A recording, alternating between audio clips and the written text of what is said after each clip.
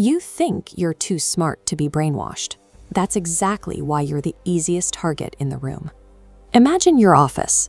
Tuesday morning, your boss looks you dead in the eye and denies a conversation you had on Friday. They don't blink, they don't flinch. You feel a cold spike of anxiety. Your brain freezes. You catch yourself thinking, wait, am I remembering this wrong? Is my memory actually failing me? That hesitation isn't a glitch in your brain. It's the successful activation of a deliberate psychological weapon.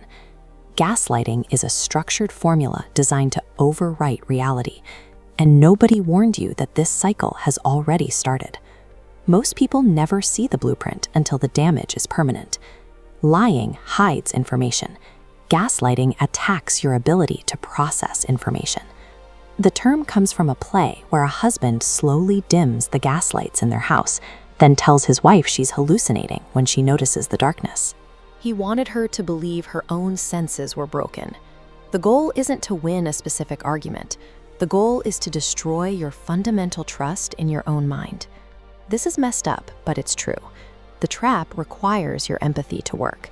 You have to be willing to give the manipulator the benefit of the doubt for the snare to tighten. You unknowingly lock your own psychological cage from the inside. And the mechanics they use to get the keys? Nobody talks about that part.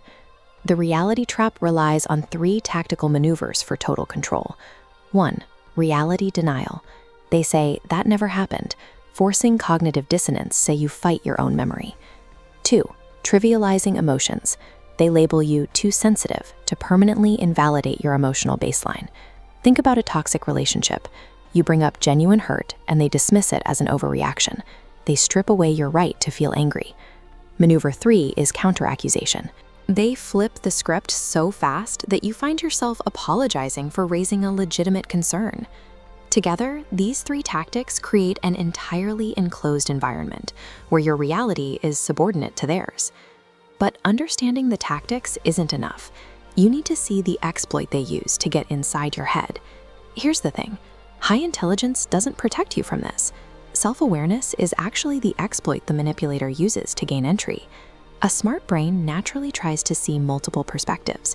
The manipulator hijacks that tendency and forces it into an infinite loop of self-doubt. Robert Cialdini and the Milgram experiment proved that humans will override their own physical senses when confronted with unyielding authority. Look at modern social circles. A dominant personality uses group consensus to isolate a target. They make you feel like you're the only person who sees the problem. This leads to the breaking point. You become so exhausted that you start outsourcing your perception to the manipulator just to stop the conflict. The trap wins when you believe their mind is more reliable than your own.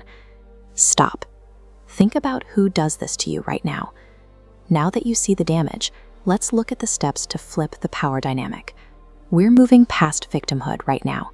It is time to use cold, calculated observation to dismantle the dynamic. Surviving an asymmetric struggle requires the mindset of a Renaissance strategist. You must study the mechanics of the game, not the emotions of the players. Step 1. Sever the emotional feedback loop. Stop trying to make the manipulator understand your feelings. They already know. They just don't care. Step 2. Anchor objective reality. Privately document facts, dates, and conversations. You never tell them you're doing it.